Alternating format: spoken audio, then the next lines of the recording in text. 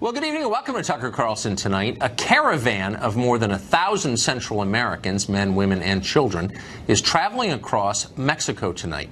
Mexican authorities are speeding them toward their destination, which is our country, our southern border. These are not refugees. They are border jumpers. They have no legal right to come here. And that's about the sum total of what we know about them at this point. We don't know if they have skills that we need, whether they speak English, whether they're gang members. We know nothing. Here's what they know about us. They know that if they can cross the border into California, they're set. Democratic politicians in that state will shelter them and give them benefits. From California, they can go anywhere in this country, just like millions and millions before them over the past 30 years. If you're wondering why America is not anything like the country you grew up in, this is why. Will anyone in power do anything to protect America this time? Or will leaders sit passively back as the invasion continues? Over the weekend and earlier today, the president sent a series of tweets that seemed to reflect frustration. Quote, "Act now, Congress," he tweeted at one point. "Our country is being stolen." Well, to that, official Washington scoffed. How dare the leader of our country pretend that we have the right to determine who comes here? What a racist. Here's Jim Sciutto, a former Obama political appointee who now poses as a journalist over at CNN. Watch.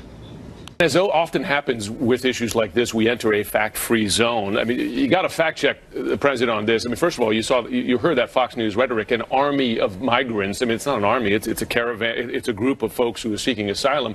The president tweeted there are caravans, as if there are multiple groups of people kind of storming the border. That's not true. It's one group.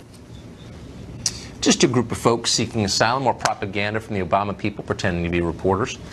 Shut up, America. That's the message. You have no right to complain. That's CNN's view, which means it's the left view as well. Is it America's view? Do voters agree? Do voters think that we have a moral obligation to admit every single person from around the world anytime who wants to come here, feed and house and educate them at our expense, even as our own middle class dies? Maybe voters do think that. I guess we'll find out in the midterm elections. This will help define those elections. Jessica Vaughn is Director of Policy of Studies, at the Center for Immigration Studies, and she joins us tonight. Jessica, thanks for coming on. So when the Obama guy over at CNN describes them as just a group of folks seeking asylum, where does that leave the United States? Does that mean that we can do nothing about this? Well, if they're seeking asylum, what they should be doing is seeking it in the first safe country that they come to, which is Mexico in this case. But that's not what this is. This is a political stunt designed to challenge the United States and particularly the Trump administration. This is organized by activists. It's a walkathon for open borders. They know exactly what they're doing. They've recruited these people to join this group making their way to the United States. It's definitely a public relations stunt, and it's a challenge to our sovereignty, and the president needs to meet this challenge and not just carry on the way the Obama administration did and welcome them in. We don't need to accept their asylum applications. Heck, they're being trained on how to commit asylum fraud. So this is 1,000 people, but why wouldn't it be 100,000 people or 300,000 people? Why wouldn't it be the whole population of Salvador, the two-thirds that don't already live here? I mean, at some point that's going to happen because populations in poor countries are exploding. And what exactly is our recourse when that does happen? What do we do to prevent that from happening exactly? Well, that's why we have to prevent it from happening now. There's a reason this has been building to this point since the Obama administration essentially changed the rules on asylum, and since friendly judges stepped in and said you can't detain kids, they can be used as deportation shields. One thing we could do is prevent them from getting to the United States and do as we've done in the past and tell Mexico we want to come in and head this off before they get to our border. And, we have a lot of leverage with Mexico, particularly on migration issues. It's not their job to control our border, but we can make it in their interest to help us prevent things like this from happening because, let's face it, Mexico gets a lot more out of our bilateral migration relationship than we do. So we need to use that leverage, maybe, kind of tie it into NAFTA if we have to.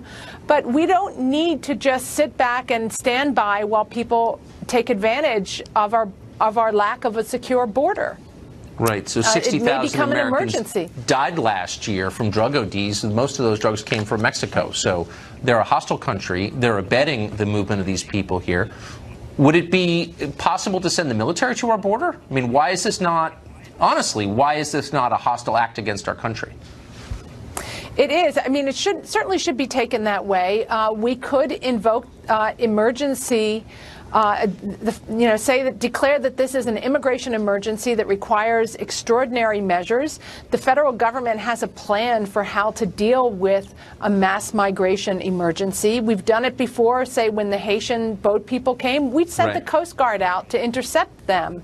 There are tools and authorities that the president has that can be brought to bear here, perhaps even work with the state of Texas, depending on where they decide to try to make landfall in the United States. We can move money around. There are authorities we can take advantage of, and we can use our leverage with Mexico. We don't have to just sit back and wait for them to arrive. Well, somebody better be thinking this through right now, because this is imminent. Jessica, thank you for that. Appreciate it. Glad to be with you. Enrique Morones is the founder of Border Angels, a pro-immigration group, and he joins us. Enrique, thanks for coming on. Hey, Tucker. So I understand that you're for more immigration into the country, but I can't imagine you would support people walking across Mexico and just showing up, expecting to be let in. If that were to happen a lot, we would no longer be a country. So what should we do with these people? Well, Mexico is not a hostile nation, like you mentioned earlier. Of course it is. And the people that are coming from, no, of course it isn't. And the fact that these people are coming from Central America is the same thing that's been going on since Reagan interfered in the Central American policies in the late 70s and 80s. These are people that are escaping violence, escaping hunger. They're looking for refuge, and they're trying to come into the country. And when you have a Border Patrol spokesman like Chris Harris encouraging them to come, telling them, just show up at the border and say asylum and you're going to get in, that's a lie. That's not the way it works. And it causes these people to flee. They're crossing. They think they're going to be able to get in. Most will not be getting in.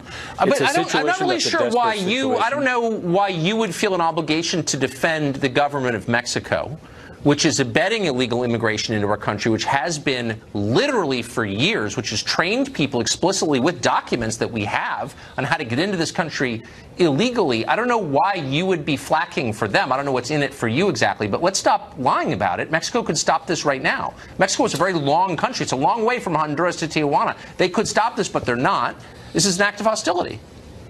The thing is that we allow the freedom of people to be able to travel freely within the country, as a lot of countries do in the world. And I will defend Mexico because you're lying. Why don't you show me a document where the Mexican government is training people, like you just said, to cross into the United States? The Mexican government isn't doing that. Are there people doing that? There may be. Really? Because they were giving that, I'm sorry. I win with superior knowledge here. The Mexican, superior arrogance. Of course it is. I know you're from San Diego, and your racism and ignorance is very well known. Right? Okay. Yeah, look, the Mexican government has given instructions to people. I've seen them with my own eyes on how to get across the border. But the point is, this group of people could be stopped any time by the Mexican government, which, again, you feel the need to make apologies for, but they detain people all the time in their country from Central America, as you know. But they're not detaining these people because they say they're going to El Norte. So they're a hostile power. But why should we have to accept anybody who comes here? Most people aren't coming to the United States. Most undocumented people go elsewhere. They have no desire to come here. Of the 250 million undocumented people in the world today, the United States has 11 million. And that flow has shifted dramatically, dropped 40% in the last 5.5 years. But why should we take any? No, but you're missing it. Why should we take any? There are a lot of people who want to come here legally. Yeah, but there's no way for these people to come in legally. And the United States interfering in these countries, the demand for the drugs, invading a sovereign land like Iraq, or interfering in the civil wars of Central America, that causes people to flee. The U.S. should be more welcoming. So and our sins are the reason this is. So you hate America, is what you're saying. I don't know why. Actually, it's interesting. You're blaming America for illegal immigration into America. People Central come America here. Is part of America. Central America is part of America. Mexico is part of America. The United States is a separate country. It's not the same as Honduras, actually. One-third of all Salvadoran citizens already live in the United States. So at what point can we say we've atoned for our sins in El Salvador? Stop two-thirds have to interfering live here? in the policies of other countries. Stop taking their natural resources. Stop invading sovereign lands. You have a president. Are we taking the natural resources of Honduras right now? Remember Donald Trump? I mean, that guy, I mean, he's an embarrassment to the world. He says they're coming for DACA. DACA ended in 2000. People had to have been here by 2012. Donald Trump doesn't know what he's talking about. Let me ask you. I'm not asking you your opinions on Trump. I'm not interested. I'm asking you about the policies that are. Hold on. The policies that affect all of us as Americans. And you're saying that Hondurans have a right to come here because we take the natural resources of Honduras somehow? Can you be a lot more specific? Absolutely.